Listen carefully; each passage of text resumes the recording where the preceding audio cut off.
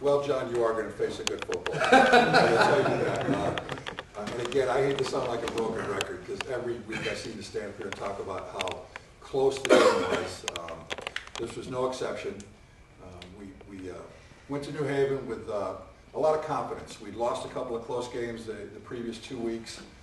We were practicing well. I thought we were playing well. And we go to New Haven, tremendous atmosphere down there. And we score, they score. Of course, we had to miss the extra point. That's what we do. They score, we do the 2-point conversion, they score. It was that kind of first half. And it came down to a 24 tie because our field goal kicker, Willie Lockwood, made a 46-yard field goal with time running out in the first half. So again, we go into the half feeling very confident about our ability to hang with a team that's, I think they're rated number 12 or 13 in the country. They're the top rated team in our conference and in the region. So we were, again, knew we could hang with these people. Second half, kind of more the same. We score, they score, back and forth, back and forth. The punters, we had to wake them up every once in a while.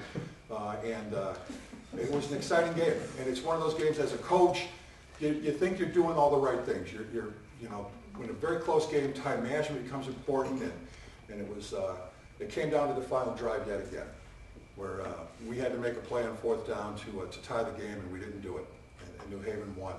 And Coach Rosamondo came up to me afterwards. He goes, "That was one of the best football games you'd ever been involved with." It was that kind of excitement. And fans coming up saying, "What a heck of an exciting game." And of course, I don't want to talk to anybody.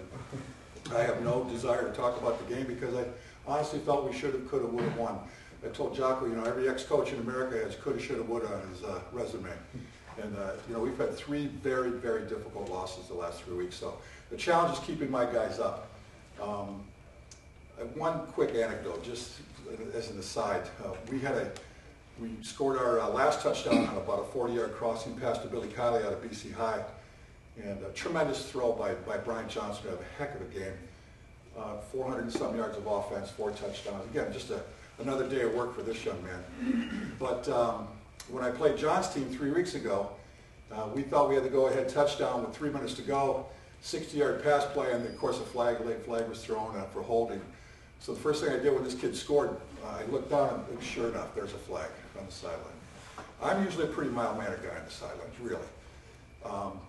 But I channeled my best Peter yet.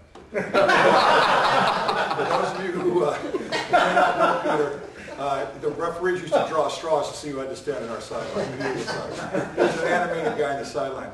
And I just lost it. And I ran up, and I know you're not supposed to do this. I've been coaching for a long, long time. I picked the flag up off the field, and I start running down the sideline. I don't know what I was doing. I kind of just lost my mind.